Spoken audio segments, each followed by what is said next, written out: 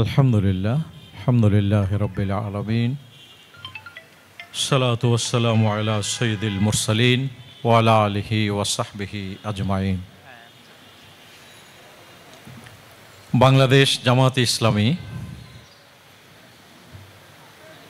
ডবলমুরিং থানা কর্তৃক আয়োজিত আজকের এই ঈদ পুনর্মিলনী এবং দাওয়াতি সমাবেশের সম্মানিত সভাপতি,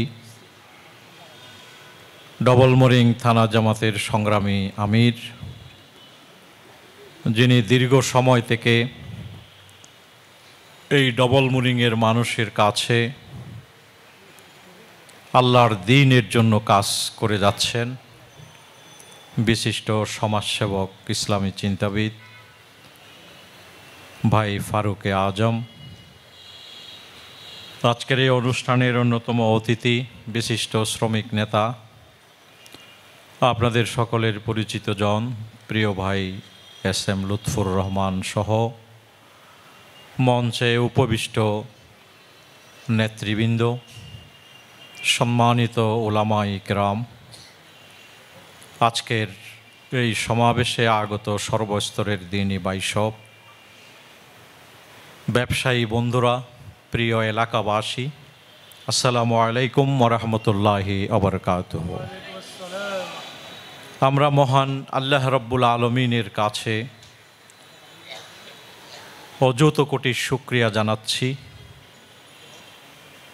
তিনি তার দ্বীনের কথা জামায়াতে ইসলামীর ব্যানারে আবার উন্মুক্ত ময়দানে বলার একটি পরিবেশ মেহেরবানি করে 15-16 বছর পর আমাদের জন্য তৈরি করে দিয়েছেন, আলহামদুলিল্লাহ। প্রিয় ভাইরা, আমরা 1 মাস সিয়াম সাধনা করে ঈদ উল ফিতরের মাধ্যমে মাহে রমাদানকে বিদায় দিয়েছি। এইবারের ঈদ খেটে খাওয়া মানুষের আওয়াজ হচ্ছে তুলনামূলকভাবে অনেক স্বস্তির ছিল। মানুষের আওয়াজ হচ্ছে এইবারের ঈদ এবং রমাদান নিরবচ্ছিন্ন বিদ্যুৎ সাপ্লাই ছিল, জিনিসপত্রের মূল্য সহনীয় পর্যায়ে ছিল, লম্বা একটা ছুটিতে আত্মীয় স্বজনের কাছে পৌঁছাবার জন্য যেই ট্রান্সপোর্ট ম্যানেজমেন্ট, সেটিও তুলনামূলকভাবে ভালো ছিল। এই সব কিছু মিলে আমরা কিছুটা স্বস্তির সাথে এবারের ঈদ পালন করেছি।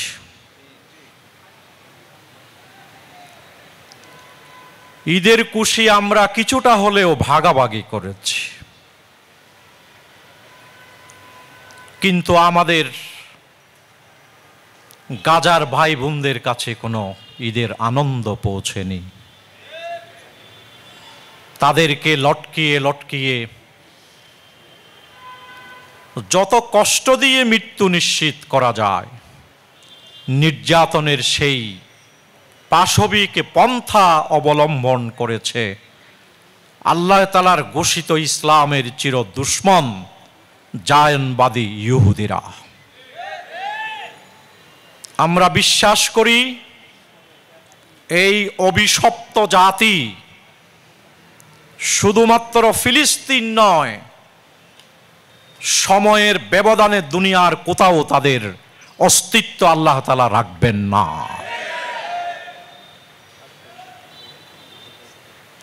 যুদ্ধবিরতির চুক্তি লঙ্ঘন করে তারা ফিলিস্তিনের গাজায়, রাফায়, এই ভূমি, এগুলো আজকে মাটির সাথে মিশিয়ে দিয়েছে, এগুলোকে আজকে মৃত্যুপুরী বানিয়েছে। এটি মুসলমানদের প্রথম কেবলা। ইহুদিরা, তোমরা মনে রাখো, এটি তোমাদের হাতে যাবে না। এটি দিন শেষে, সময় শেষে তোমাদের ইতিহাসের সবথেকে জিল্লতির পরাজয়ের মাধ্যমে মুসলমানদের হাতেই আসবে ইনশাআল্লাহ। আমরা সেই দোয়া করছি, বাংলাদেশের বীর জনতাকে আমরা অভিনন্দন জানাই। বিশেষ করে 12-এর সরোয়ার্দী উদ্যান বাংলাদেশ একটি গাজায় পরিণত হয়েছিল। প্রতিবাদে প্রতিবাদে আমরা বাংলাদেশের এই জমিন থেকে জানিয়েছি এই সাম্রাজ্যবাদী ইহুদিবাদী শক্তির বিরুদ্ধে আমরা প্রতিবাদ জানিয়েছি। সম্মানিত ভাইরা, আমরা জুলাই বিপ্লবের পর, আগস্ট বিপ্লবের পর এখন এটি কি বিপ্লব ছিল না অন্য কিছু ছিল, এই সমস্ত বিশ্লেষণ শুরু করেছে। এই বিশ্লেষণ আমরা যারা করছি, 5ই অগাস্টের এই গণঅভ্যুত্থান, এই গণবিপ্লব না হলে আমরা কারাগারে থাকতাম আজকেও। কিন্তু আজকে এটি কি বিপ্লব না অন্য কিছু, এই সমস্ত বিশ্লেষণও আমরা লজ্জাজনকভাবে করা শুরু করেছি। এটি শুধু বিপ্লব নয়, বাংলাদেশের ইতিহাসে এই বাংলাদেশের মানুষের জন্য নতুন পথ রচনা করার এক ঐতিহাসিক গণবিপ্লবের নাম হচ্ছে 5ই অগাস্টের বিপ্লব। এর বিরুদ্ধে যদি কেউ কোনো কিছু উচ্চারণ করেন, এদেশের ছাত্র জনতা তাদেরকেও ইতিহাসের আস্থা কুড়ে নিক্ষেপ করবে। সংগ্রামী ভাইরা আমার, প্রিয় ভাইরা আমার, আমরা ক্ষুধা দারিদ্র মুক্ত একটি বাংলাদেশের জন্য অপেক্ষা করছি। আমরা চাঁদাবাজ মুক্ত একটি বাংলাদেশের জন্য অপেক্ষা করছি। আমরা টেন্ডারবাজ মুক্ত একটি বাংলাদেশের জন্য অপেক্ষা করছি। আমরা ন্যায় বিচারের বাংলাদেশের জন্য আমরা অপেক্ষা করছি। আমরা একটি নতুন বাংলাদেশের জন্য অপেক্ষা করছি। আমার মনে হয়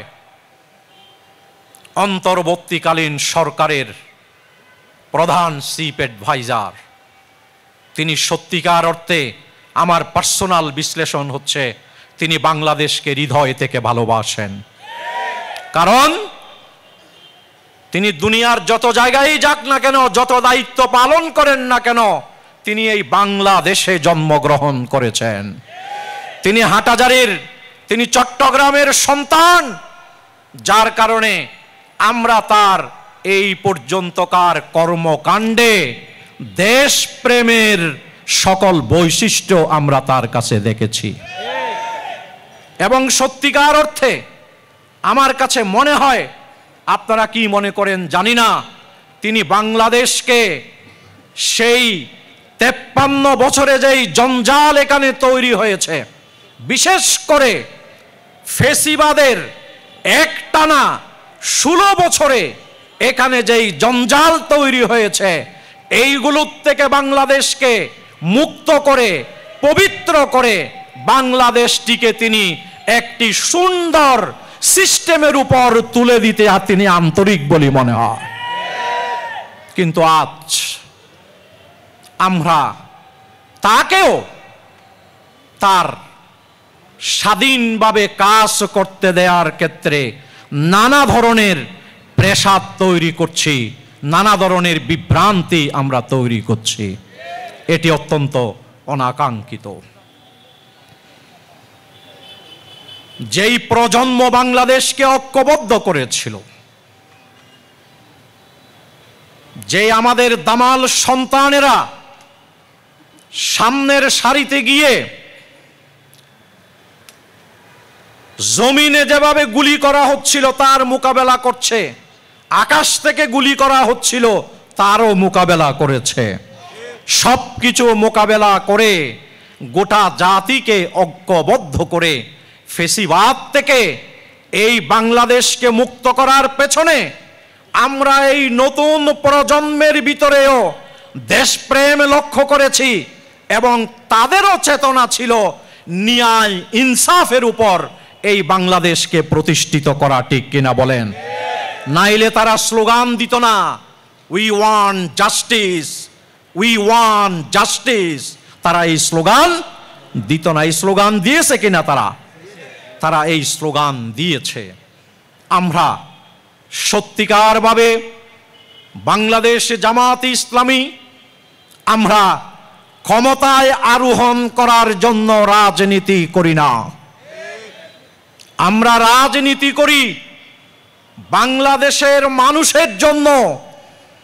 বাংলাদেশের মানুষের জন্য যদি জামাত ইসলামী রাজনীতি না করত, হাসিনা যেভাবে পালিয়েছে জিল্লতির সাথে আমাদের শহীদ নেতৃবৃন্দকে আমরা অনেক মর্যাদা থেকে দেশ থেকে চলে যাওয়ার সুযোগ সৃষ্টি করে দিতে পারতাম। কিন্তু মাওলানা মতিউর রহমান নিজামী বাংলাদেশের জনগণের সাথে বিশ্বাসঘাতকতা করে দেশ থেকে পালিয়ে যায়নি, দেশের মাটিতে হাসতে হাসতে ফাঁসির মঞ্চে গিয়ে শাহাদাতের মৃত্যুকে বরণ করে নিয়েছেন। যারা দেশের মানুষের জন্য প্রাণ বয়ে পালায় না, জীবন দেয়, তাদেরকেই দেশপ্রেমিক নেতা বলা হয়। আর যারা প্রাণের লোভে যখন বিপদ তৈরি হয় হেলিকপ্টারে চড়ে দেশ থেকে পালিয়ে যায়, তারা সত্যিকার অর্থে দেশপ্রেমিক নেতা নেত্রী হতে পারে না। সম্মানিত ভাইয়ের আমার, আজকে আমরা এই কথা অত্যন্ত পরিষ্কার করে বলতে চাই, আগস্ট জুলাই বিপ্লবের চেতনাকে ধারণ করে বাংলাদেশে শুধুমাত্র একটি নির্বাচনের মাধ্যমে ক্ষমতার পালাবদল নয়, এই বাংলাদেশকে এমন ব্যবস্থাপনার উপর দাঁড় করাতে হবে, এমন মৌলিক সংস্কার সম্পন্ন করে নির্বাচন দিতে হবে, যেভাবে নির্বাচন দিলে সংস্কারের পর যারা ক্ষমতায় আসে তারা স্বৈরাচার হওয়ার কোনো পথ যাতে না থাকে, তারা দুর্নীতিবাজ হওয়ার কোনো পথ যাতে না থাকে। এই সরকার যেভাবে আমাদের সম্পদ লুট করে বিদেশে টাকা জমিয়েছে, এই সম্পদ লুট করার পথ যাতে বন্ধ হয়, ক্ষমতার অপব্যবহার করে এরকম একটি সিস্টেমের পরিবর্তন বাংলাদেশের মানুষ আশা করে, ঠিক কিনা বলেন? এরপরে নির্বাচন চায়। সুতরাং এই মৌলিক কাজগুলো সম্পন্ন করবার জন্য এই অন্তর্বর্তীকালীন সরকারকে দেশের কোটি কতেক মানুষ সময় দিতে না চাইলেও দেশের অধিকাংশ জনগণ সময় দিতে চায়। সুতরাং আমরা অতীত থেকে শিক্ষা নেওয়ার জন্য বলবো সকল রাজনৈতিক দলকে, সকল মানুষকে আমরা অতীত থেকে শিক্ষা নেওয়ার জন্য বলবো। আমাদের এই প্রিয় জন্মভূমি বাংলাদেশে আজকে নব নব দিগন্তের সূচনা হচ্ছে। ইনভেস্টমেন্ট সামিট যেটি হয়ে গেল, বাংলাদেশের উদীয়মান একজন শিল্প উদ্যোক্তা যিনি বাংলাদেশে ওই ফেসিবাদের সময় অর্থনীতির বিকাশে ভূমিকা রাখার সুযোগ না পেয়ে বিদেশে চলে যেতে বাধ্য হয়েছিল, এই আশিক চৌধুরী, এক আশিক চৌধুরীর বক্তব্য সকল ফরেন ইনভেস্টরদেরকে উৎসাহিত করেছে, উদ্বেলিত করেছে, ঠিক কিনা বলেন? এই ধরনের নানান সম্ভাবনা একটুখানি পরিবেশ পাওয়ার পরে জাতির সামনে প্রকাশিত হওয়া শুরু হয়েছে। সুতরাং আমরা বাংলাদেশকে এগিয়ে নিতে চাই। আমরা বাংলাদেশকে জুলাই বিপ্লবের চেতনাকে ধারণ করে এই বাংলাদেশ যাতে সত্যিকার অর্থে সকল নাগরিক এখানে তার মর্যাদা নিয়ে মুসলিম অমুসলিম সকল নাগরিক কাঁধে কাঁধ মিলিয়ে তাদের নাগরিক মর্যাদা নিয়ে বসবাস করবার যাতে পরিবেশ পায়, সেরকম একটি বাংলাদেশ আমরা গড়ে তুলতে চাই। এখানে আধিপত্যবাদীদের, হিন্দুত্ববাদীদের পদলেহন করে কেউই ক্ষমতায় আসতে আর পারবে না। আমাদের অবস্থান পরিষ্কার করেই বাংলাদেশে রাজনীতি করতে হবে।